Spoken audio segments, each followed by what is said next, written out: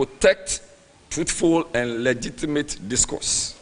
In the interest of the public, it is not MPs who have abused the protection in this matter. If indeed a court-issued warrant truly existed, why was it not presented to Dr. Addison before or during the raid? Dr. Addison's home was raided under highly questionable circumstances. If the actions were truly lawful and above board, why did the National Security Coordinator find it necessary to call and apologize to Dr. Addison via the phone of Mr. Richard Dapaah? If there was no wrongdoing with the conduct of the security officers, what exactly was the apology for? The minority is asking the Attorney General to stop the political intimidation. If you have evidence against someone, go to court. If you do not have evidence, don't malign those people through press conferences. I do not know what kind of criminal jurisprudence that is. The arrests, detentions, midnight home raids, and threats are relics of the coup era.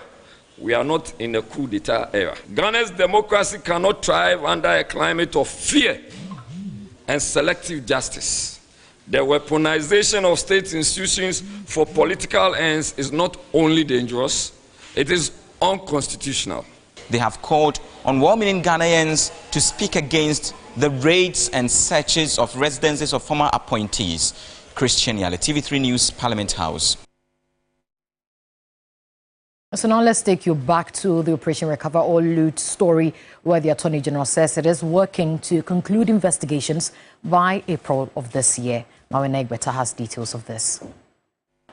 In the highly anticipated oral, Dr. Dominic Ayine revealed investigations into the NSS ghost names had yielded significant results, with suspects cooperating with state investigative authorities. 8 suspects have been interrogated, and a good number of them have started singing.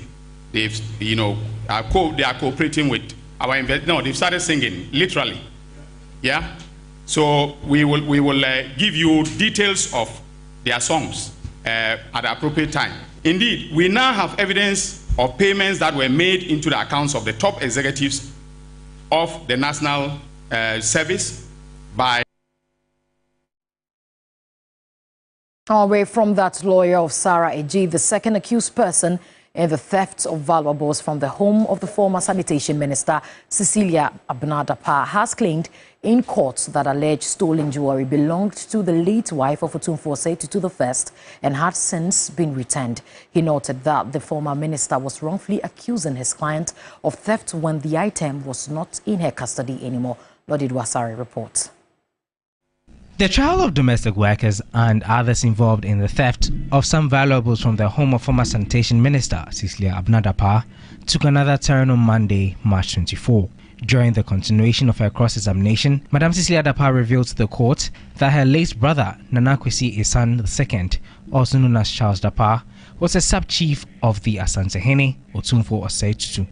She had earlier told the court that the accused persons stole $210,000 which belonged to him. Lawyer Augustine Jemfi had earlier asked the former sanitation minister if she was born into a royal family who were custodians of properties of the spouse of the Asantehene, but Madam Dapaah responded in the negative, noting that there was no kinship in her family. The lawyer then requested that the former minister indicate to the court the role of her late brother in the Menshia Palace. Numuahene, I know he served as one of Otumfuo's chiefs, she then admitted. Presiding Judge Marie-Louise Simmons then asked about the relevance of the questions of the lawyer, since the case was about stolen items from the witness's home and the role of the second accused in the matter. In his response, lawyer Jemfi claimed that intelligence gathered suggested that the jewelry allegedly stolen by the accused persons from the former minister's home belonged to the late wife of Otumfuo Osei I, but had since been returned. He explained that as a sub-chief of the Asantehene,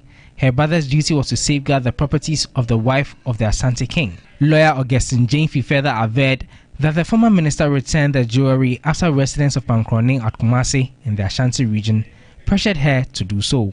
Lawyer Jemfi also indicated to the court that kente cloths recovered by the police in the home of the former minister wasn't the same as the ones being alleged to have been stolen.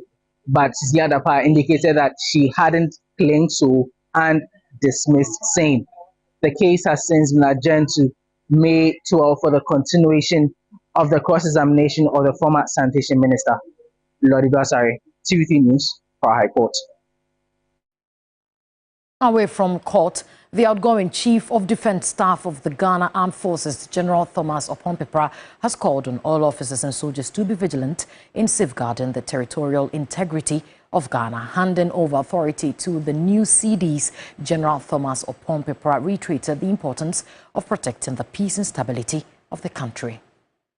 You have the armed.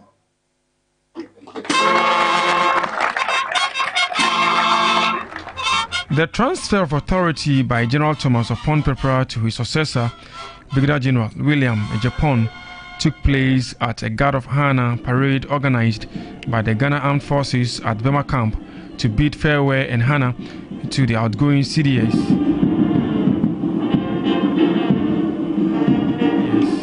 In his address, General Thomas Opompepra called for support for the new CDS.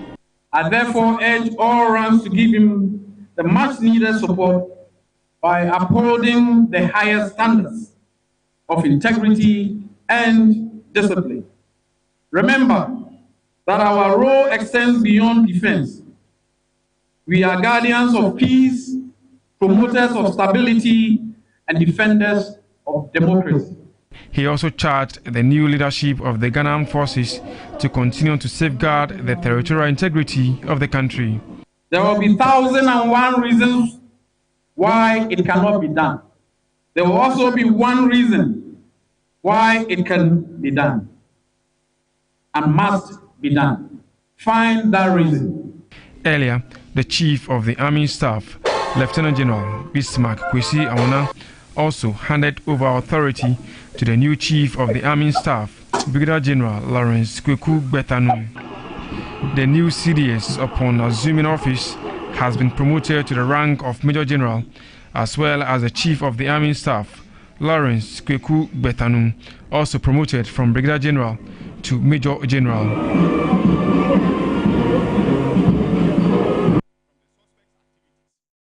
Let's bring you some more stories now. Former Majority Leader and MP for Swami, Osei Mensah Bonsu, says although the Finance Minister deviated from the conventional pre-budget broader consultation meeting or ahead of the 2025 budget, some policies initiated by the current administration offer hope if only they are well executed. He made the statement during the Made in Kumasi block of Members of Parliament dialogue series. Inside the four walls of this auditorium, the former Majority Leader and Member of Parliament for Swami constituency, Osei Mensah Bonsu, says some of the policies of the current administration offers hope, but he fears unit handlers of these policies may fail the country, and to him, this may not take the country out of the woods yet. First of all is the removal of the e-levy. That ordinarily should bring down the cost of items, especially imported items. Now, efforts, the second thing is efforts aimed at reducing inflation. Monetary policy as well as growth in agriculture to reduce food inflation. That is good. The NDC has spoken about reintroducing free fertilizers or hugely subsidizing fertilizers to support farmers. Third measure good attempts to stabilize exchange rate through gold marketing. So gold board now almost say on and the queenie say it's a good intent that is expressed. However, this is a new program. It's how board no. Who constitutes our board no? You expect to populate the board with people with demonstrable competencies in commodity trading and so on. The dialogue centered on assessing the 2025 budget and its implications on development of Kumasi. Former Roads and Highway Minister Francis Asansubuache wants government to improve urban planning and infrastructure to prevent disasters. We deeply share in the plight of our dear ones who have been severely affected by this devastating market fire. These frequent market fires reveal both the potential and the systematic challenges that must be addressed in our city. To some health-related stories now, and Health Minister Condemning has announced government's commitment to increasing funding for tuberculosis TB control efforts. This initiative aims to strengthen the healthcare system and improve treatment outcomes for TB patients, as TB claimed the lives of about 13,200 Ghanaians in 2023. He made this known during a ceremony at the Health Ministry to commemorate World Tuberculosis Day. Tuberculosis, TB, remains a major public health concern globally. In Ghana, 30 lives are lost each day to tuberculosis, with an estimated 76,000 Ghanaians infected with TB and more than 9,700 people dying from the disease each year. This is a stark reminder of the urgent need for increased investment in TB prevention, diagnosis and treatment. The program manager for the National Tuberculosis Program, Dr. Yao Ejisepoku, outlined key challenges in the fight against the disease. Are we not fighting TB? Yes, we are. But the resources to fight TB is limited. Such that even though we're supposed to find 44,000, we made an MOU with our partners that based on the resources that we have, we could find 20,599. Clearly, there is a gap. And out of the 20,599, we did 97%. So it means that if resources were available, we could have done more. And the Health Minister Kwabnaminta Kando reaffirmed government's commitment to tackling the disease. As a government, we are determined to increase funding for TB control activities, including essential logistics and medical supplies. Improve access to diagnostic tools like GeneXpect machines and digital X-rays. Strengthen healthcare system to ensure no TB patient goes undiagnosed or untreated. This government, under His Excellency President John Dramani Mahama, will continue to prioritize these actions. Investment in TB control and non-negotiable priority. As Ghana joins the world in marking World Tuberculosis Day, stakeholders are optimistic that the government's pledge to increase funding will enhance TB control efforts. Safa Boyni, TV3 News, Accra. That'll be all for the morning news right here on TV3. Many thanks for joining us this morning. New Day continues with Cookie Tea and the rest of the team. My name is Safa Boyni. Do have a lovely day.